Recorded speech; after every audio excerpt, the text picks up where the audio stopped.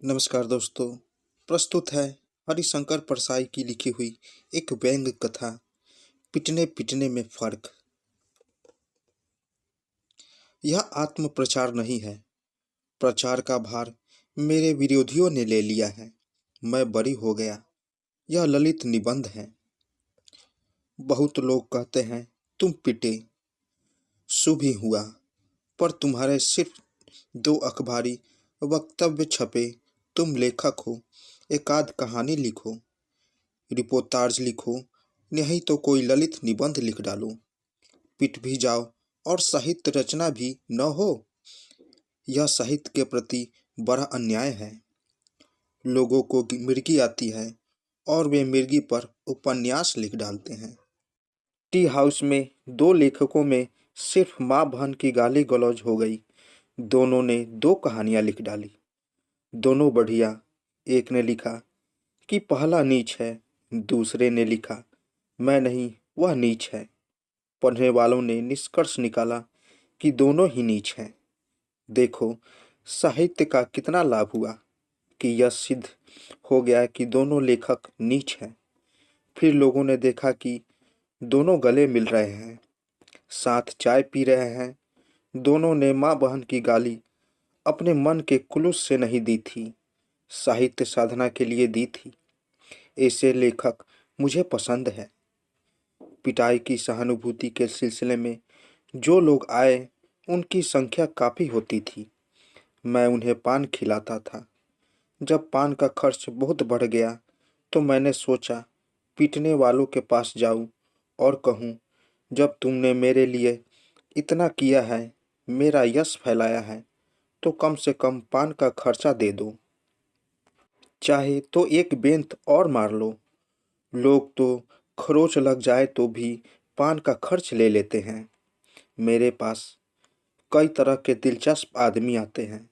आमतौर पर लोग आकर यही कहते हैं, सुनकर बड़ा दुख हुआ, बड़ा बुरा हुआ। मैं इन बुरे लगने और दुख से बहुत परेशान हो गया। पर बेचारे लोग और कहे भी तो क्या। मगर एक दिलचस्प आदमी आए, बोले इतने सालों से लिख रहे हो, क्या मिला? कुछ लोगों की तारीफ बस लिखने से ज़्यादा शोहरत पिटने से मिली। इसलिए हर लेखक को साल में कम से कम एक बार पिटना चाहिए।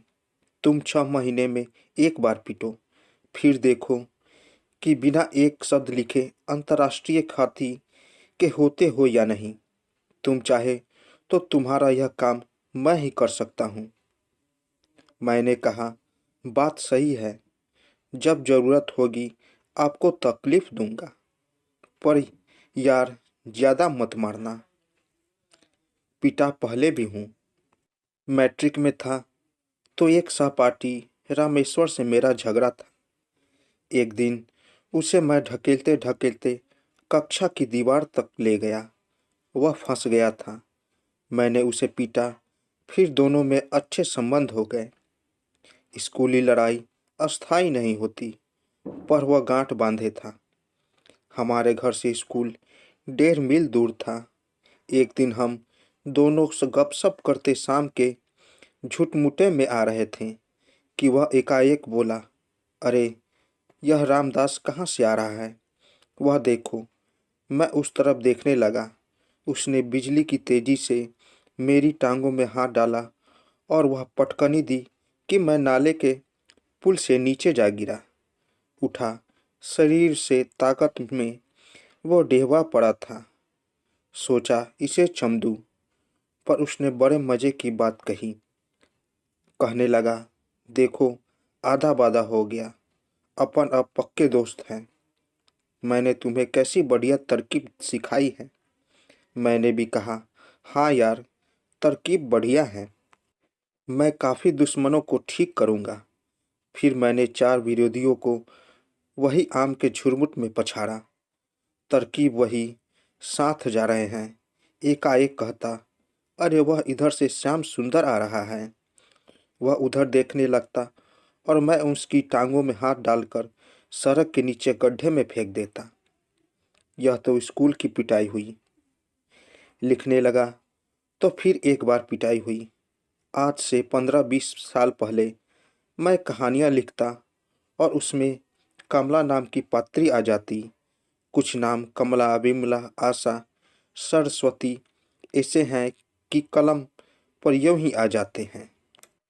मुझे 2 चिट्ठियाँ मिली। खबरदार, कभी कमला कहानी में आई तो ठीक कर दिए जाओगे।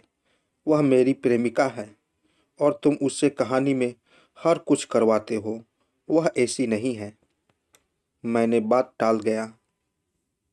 एक दिन संकरी गली से घर आ रहा था। आगे गली का मोड़ था। वही मकान के पीछे की दीवार थी। एक आदमी चुपचाप पीछे से आया और ऐसे जोर से धक्का दिया कि मैं दीवार तक पहुंच गया। हाथ आगे बढ़ाकर मैंने दीवार पर रख दिए और सिर बचा लिया, वरना सिर फूट जाता। बाद में मालूम हुआ कि वह शंकर का नंबर 1 पहलवान है। मैंने कमला को विमला कर दिया। लेखक को नाम से क्या फर्क पड़ता है। पर यह जून वाली ताज़ा पिटाई बड़ी मज़ेदार रही। मारने वाले आए, 5-6 बेत मारे। मैंने हथेलियों से आंखें बचा ली। 5-7 सेकंड में काम खत्म। वे 2 वाक्य राजनीतिक के बोलकर हवा में विलीन हो गए। मैंने डिटॉल लगाया और 1-1.5 घंटे सोया। ताज़ा हो गया। 3 दिन बाद अखबार में खबर छपी तो मज़े की बात मेरे कानों में शहर और बाहर से आने लगी। स्नेह दुख की आती ही थी, पर अच्छा पिटा पिटने लायक ही था। घोर अहंकारी आदमी ऐसा लिखेगा तो पिटेगा ही। जो लिखता है वह साहित्य है क्या। अरे प्रेम कहानी लिख, इसमें कोई नहीं पिटता। कुछ लेखकों की प्रसन्नता मेरे पास तक आई। उनका कहना था, अब यह क्या लिखेगा, सब खत्म हो गया, इसका काम तमाम। बहुत आग मुझता था, पर मैंने ठीक वैसा ही लिखना जारी रखा और इस बीच 5 कहानियाँ तथा 4 निबंध लिख डाले और एक डायरी उपन्यास तिहाई लिख लिया। सहानुभूति वाले बड़े दिलचस्प होते हैं। तरह तरह की बातें करते हैं। बुजुर्ग, बीमार, वरिष्ठ साहित्यकार बाबू रामजुन लाल श्रीवास्तव ने अपनी मोटी छड़ी भेजी और लिखा, अब यह मेरे काम की नहीं। मेरी दुनिया अब बिस्तर हो गई है। इस छड़ी को साथ रखो। लाठी में घुन बहुत है, सादा राखिए संग। एक अपरिचित आए और एक छड़ी दे गए। वह गुप्ती थी, पर भीतर कलक नहीं था। मुठ पर पहने लोहे का ढक्कन लगा था, जिसके कनपट्टी पर एक बार से आदमी पछाड़ खा जाए। मेरे चाचा नंबर 1 के लठैत थे। वे लठ को तेल पिलाते थे और उसे दुख भंजन कहते थे।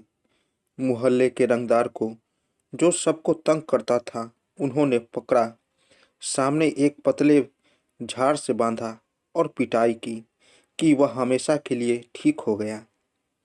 मैंने ही कहा, दादा इसे अब छोड़ दो। उन्होंने छोड़ दिया, मगर कहा, देख मैंने दुखभंजन से काम नहीं लिया। गड़बड़ की तो दुखभंजन अपना काम करेगा। वह दुखभंजन पता नहीं कहाँ चला गया। उनकी मृत्यु हो गई, पर वे शीशम की अपनी छड़ी छोड़ गए। एक साहब एक दिन आए, 1-2 बार दुआ सलाम हुई, पर उन्होंने प्रेमी मित्रों से ज़्यादा दुख जताया। मुझे आशंका हुई कहीं वे रो न पड़े। वे मुझे उस जगह ले गए जहाँ मैं पिटा था। जगह का मुलाहजा किया। कहाँ खड़े थे, किस तरफ देख रहे थे। क्या वे पीछे से चुपचाप आए। तुम सावधान नहीं थे। कुछ 5-7 सेकंड में हो गया। बिना चुनौती दिए हमला करना कायरता है। सतयुग से चुनौती देकर हमला किया जाता रहा है, पर यह कलयुग है। मैं परेशान, जिस बात को 2.5 महीने हो गए, जिसे मैं भूल जाना चाहता हूँ, उसी की पूरी तफ्तीश कर रहा है। कहीं यह खुफिया विभाग का आदमी तो नहीं। पर जिसका सब खुला है, उसे खुफिया से क्या डर। वे आकर बैठ गए। कहने लगे, नाम बहुत फैल गया है, मंत्रियों ने दिलचस्पी ली होगी। मैंने कहा, हाँ ली। वे बोले, मुख्यमंत्री ने भी ली होगी। मुख्यमंत्री से आपके बहुत अच्छे संबंध होंगे। मैंने कहा, अच्छे संबंध? वे बोले, मुख्यमंत्री आपकी बात मानते हैं। मैंने कहा, हाँ मान भी लेंगे।